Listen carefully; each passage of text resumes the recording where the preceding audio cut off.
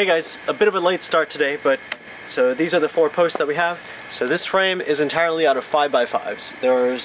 The only difference is going to be the braces, which are 3x5s, and then the rafters, which are whatever we want it to be. So probably 2x4s or 2x6s. So these guys are super green.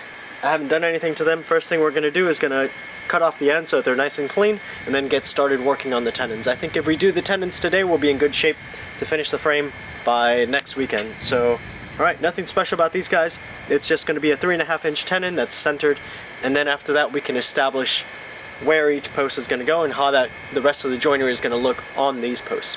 Let's get started. Alright guys, so one problem I'm really having is that my saw blades are getting extremely gummed up because of the fresh yellow pine. So the only 2 ways that I know of removing this pine sap is warm water or turpentine. So turpentine it is. So I just use a Scotch-Brite pad.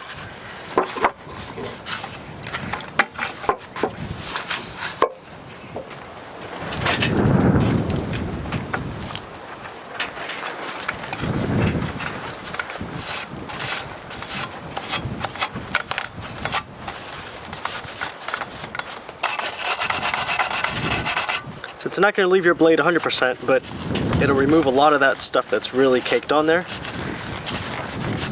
And a little bit definitely goes a long way. You can see it's already making a big difference. Alright, I think that's much better.